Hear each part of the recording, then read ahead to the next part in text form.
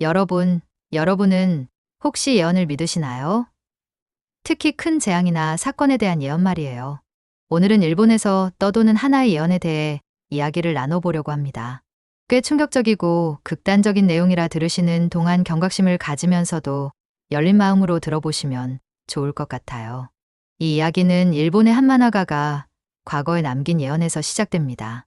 자, 그럼 어느 정도 긴장을 가지며 지금부터 본격적으로 이야기 시작해 볼까요? 안녕하세요, 여러분. 오늘은 전 세계를 뜨겁게 달구고 있는 한 가지 논란에 대해 이야기해 보려 합니다. 바로 2025년 7월 5일 일본 대지진 예언과 이에 대한 과학자들의 견해입니다. 과연 이 예언은 현실이 될까요? 아니면 단순한 괴담일까요? 지금부터 흥미진진한 이야기 속으로 함께 들어가 보시죠. 구독과 좋아요 부탁드립니다. 일본 만화가의 충격적인 예언. 내가 본 미래의 진실은? 이 모든 논란의 시작은 일본의 한 만화가 타츠키 료다즈키량 씨의 작품에서 비롯되었습니다.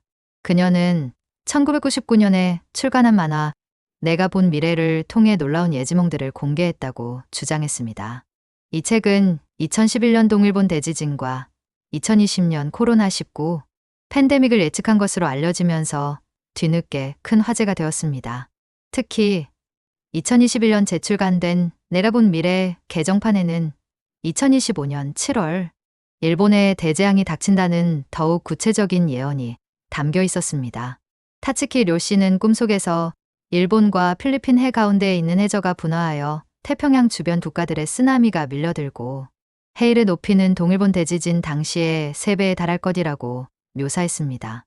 그리고 꿈을 꾼 날짜와 현실화되는 날짜가 일치한다면 다음 대재앙의 날은 2025년 7월 5일이 될 것이라며 특정 날짜까지 언급했죠. 이 책은 100만 부 이상 판매되었고 중국어 번역판으로도 발행될 정도로 큰 파장을 일으켰습니다. 심지어 홍콩에서는 유명 풍수사까지 이 예언에 힘을 실어주면서 7월 일본 대지진설에 대한 불안감이 더욱 확산되었습니다. 실제로 홍콩 항공사 2곳은 일본 남부 지역으로 향하는 항공편을 줄였고 6월 말에서 7월 초 일본행 항공권 예약 건수가 무려 83%나 급감하는 현상까지 벌어졌습니다. 그리고 또 하나 충격적인 이야기는 바로 이 지진으로 인해 일본에 살던 일본인 약 300만 명에 달하는 사람들이 한국으로 대거 이주할 수 있다는 예측입니다. 이미 가깝고 문화적으로 친숙한 두 나라이긴 하지만 이렇게 대규모로 일본인이 이주해 온다면 우리 사회와 경제, 문화에 엄청난 변화가 생길 수도 있겠죠? 한국 국적을 얻고 정착하려는 움직임이 많아질 거라고도 하니 정책적인 준비도 필요할 것 같다는 생각이 듭니다. 하지만 최근 타츠키 료 씨는 새로운 저서 천사의 유언 출간을 계기로 산케이 신문과의 인터뷰에서 7월 5일이라는 날짜는 편집 과정에서 혼선이 생긴 것이라며 꿈을 꾼 날이 꼭 무슨 일이 일어나는 날은 아니다라고 입장을 수정했습니다. 그녀는 과거 경험을 토대로 추측해 말한 것이 책에 반영된 것 같다고 설명했지만 2025년 7월이 일본의 중대한 전환점이 될 수 있다는 입장은 여전히 유지하고 있습니다. 그녀는 이러한 예언에 대한 높은 관심이 방제의식이 높아진 증거라며 실제 대비로 이어지기를 바란다고 덧붙였습니다. 이 과학자들의 냉철한 시선 지진 예측은 불가능하다? 그렇다면 과학자들은 이러한 예언에 대해 어떤 입장을 보이고 있을까요? 일본 기상청과 지진 전문가들은 특정 날짜와 장소, 규모를 특정하여 지진을 예측하는 것은 현재 과학적으로 불가능하다고 일관되게 강조하고 있습니다. 일본 기상청 노무라 류이치 장관은 기자회견에서 현재 재해 발생 징후는 없으며 불확실한 정보에 휘둘리지 말라고 거듭 당부했습니다. 연세대학교 지구시스템과학과 홍태경 교수와 같은 전문가들도 지진운이나 지진관과 같은 현상이 반드시 지진 때문에 만들어지는 것은 아니며 큰 지진이 난다고 해서 반드시 관측되는 것도 아니다라고 설명하며 과학적 근거 없는 괴담에 대한 우려를 표했습니다. 일본 정부 지진조사위원회 또한 난카이 해구 대지진 발생 확률이 30년 이내에 7,080%에 이른다는 주장의 근거가 빈약하다는 학자들의 반론에 대해 재검토할 예정은 없다고 밝혔습니다. 이는 일본 지진학계 내부에서도 몇 년 안에 몇 퍼센트의 확률이라는 식으로 지진 예측을 발표하는 것에 대한 우려가 많다는 점을 시사합니다. 결론적으로 과학계는 지진 예측의 불확실성을 인정하고 있습니다. 지진은 복잡한 지구 내부의 움직임으로 인해 발생하며 현재의 과학기술로는 그 시기와 장소, 규모를 정확히 예측하는 것이 매우 어렵다는 것이 전문가들의 공통된 의견입니다. 참지진 예언, 어떻게 받아들여야 할까? 타츠키 료시의 예언과 과학자들의 견해를 종합해 볼 때 2025년 7월 5일 일본 대지진이 반드시 일어날 것이라고 단정하기는 어렵습니다. 만화가의 예언은 개인적인 경험과 해석에 기반한 것이며 과학적인 증거는 부족합니다. 심지어 예언의 당사자조차 날짜 특정에 대해서는 신중한 입장을 보이고 있습니다. 하지만 이러한 예언이 불러온 사회적 관심은 긍정적인 측면도 있습니다. 바로 방제의식의 고취입니다. 타츠키 료시도 언급했듯이 대재앙에 대한 높은 관심은 재난에 대비하려는 의식을 높이는 계기가 될 수 있습니다. 일본은 지진이 잦은 나라인 만큼 평소에도 지진 대비를 철저히 하고 있습니다. 가정에서는 가구를 고정하고 비상 물품을 준비하며 정부 차원에서도 건축법을 강화하고 방제 가이드북을 배포하는 등 다양한 노력을 기울이고 있습니다. 결론, 불안보다는 대비를. 2025년 7월 5일 일본 대지진 예언은 많은 사람들에게 불안감을 안겨주었지만 동시에 재난 대비의 중요성을 다시 한번 일깨워주는 계기가 되었습니다.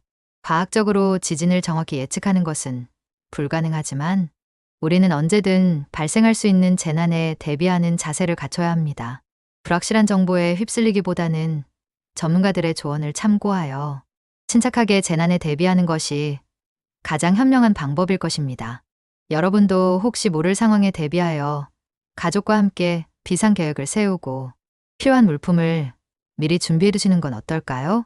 오늘 영상이 여러분의 궁금증을 해소하고 재난 대비에 대한 인식을 높이는 데 도움이 되었기를 바랍니다. 다음에도 더 흥미로운 주제로 찾아오겠습니다. 감사합니다. 그리고 또 하나 충격적인 이야기는 바로 이 지진으로 인해 일본에 살던 약 300만 명에 달하는 사람들이 한국으로 대거 이주할 수 있다는 예측입니다. 이미 가깝고 문화적으로 친숙한 두 나라이긴 하지만 이렇게 대규모로 일본인이 이주해 온다면 우리 사회와 경제, 문화에 엄청난 변화가 생길 수도 있겠죠? 한국 국적을 얻고 정착하려는 움직임이 많아질 거라고도 하니 정책적인 준비도 필요할 것 같다는 생각이 듭니다. 이런 예언이 현실이 될 가능성이 과연 얼마나 될지는 아무도 모르지만 우리는 이런 이야기를 통해 지금 우리가 처한 지구 환경과 자연의 무서움을 다시금 돌아볼 필요가 있을 것 같아요. 이제 이런 내용들을 차근차근 정리해 볼게요. 첫째, 2025년 7월 5일 일본에 대지진이 발생할 것이라는 예언. 둘째, 이 지진으로 일본 땅의 3분의 1이 바다에 잠기게 될 가능성. 셋째, 일본과 필리핀이 육지로 연결될 만큼 지형이 변화한다는 점. 넷째, 약 300만 명의 일본인이 한국으로 이주하고 한국 국적을 원할 수 있다는 예측. 마지막으로 우리가 이러한 예언을 통해 환경과 재난에 대해 더 많은 경각심을 가질 필요가 있다는 점. 여러분, 이런 이야기는 사실일 수도 있고 아닐 수도 있습니다. 하지만 중요한 것은 이런 이야기가 우리에게 어떤 교훈을 주느냐겠죠. 재난에 대한 예언이 현실화될지 아닐지는 알 수 없지만 중요한 것은 그러한 가능성을 염두에 두고 서로를 지키기 위한 준비와 대비를 게을리하지 않는 것입니다. 지나치게 불안해하기보다는 상황을 제대로 이해하고 재난에 대비하는 의식과 행동을 생활화하는 것이 필요하겠죠. 그리고 이러한 이야기를 단지 막연한 두려움으로만 받아들이는 것이 아니라 지구의 변화와 환경에 대해 더 깊이 생각하는 계기로 삼는 것이 중요해요. 누구도 미래를 정확히 알 수는 없지만 어떤 상황에서도 지혜롭게 대처하는 법을 배우는 것이 결국 우리 모두에게 이로울 것입니다. 그렇다면 만약 현실적으로 이런 상황이 벌어진다면 우리는 어떻게 대처해야 할까요?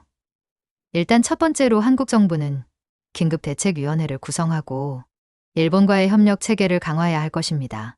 대규모 이주는 그 자체로도 상당한 혼란을 초래할 수 있으니 이를 체계적으로 관리해야 하겠죠. 두 번째로, 일본인 이주민들을 위한 주거 문제 해결이 중요합니다. 이들을 수용할 수 있는 임시 주거 시설 혹은 장기적인 계획 아래 신도시 개발 등을 고려해야 할 텐데요. 이 과정에서 한국 국민과 이주민 간의 이해와 소통을 돕는 정책도 필수적일 것입니다. 세 번째로는 경제적, 사회적 통합 프로그램이 필요합니다. 단기적인 생계 지원뿐만 아니라 한국 사회에 잘 적응할 수 있도록 하는 언어, 교육 및 문화 프로그램이 준비되어야겠죠. 네 번째로, 한국 시민들의 의견을 수렴하며 이러한 계획을 투명하게 진행해야 할 것입니다. 마지막으로, 지진 및 자연재해에 대한 한국 내 대책도 강화해야 합니다. 일본의 경험을 참고하여 우리도 방제 시스템을 철저히 점검하고 준비해야 한다는 점에서 큰 교훈을 얻을 수 있을 거예요. 정리해보면 협력 체계 강화, 주거 문제 해결, 경제적 사회적 통합, 프로그램 마련, 투명한 정책 진행, 방제 시스템 강화. 이 5가지가 만약 그런 상황이 실제로 닥친다면 우리가 실행해야 할 중요한 대처 방안이 아닐까 싶어요. 이 모든 준비는 단순히 일본 대지진과 같은 예언 때문만이 아니라 언제든 일어날 수 있는 자연재해와 글로벌 이슈에 대비하면서도 서로를 이해하고 도울 수 있는 열린 마음을 가지는 데 그 핵심이 있다고 생각합니다. 결국 중요한 건 재난의 현실 가능성을 떠나 우리 모두가 더 나은 환경과 사회를 만들기 위해 미리 준비하고 협력하는 것이겠죠. 이런 일이 실제로 벌어지지 않기를 바라면서도 만약이라는 상황에 지혜롭고 성숙한 자세로 준비된 사회가 되기를 기대합니다. 불안을 넘어 미래를 대비하는 지혜를 함께 나누며 오늘 이야기를 마칠게요. 들어주셔서 감사합니다.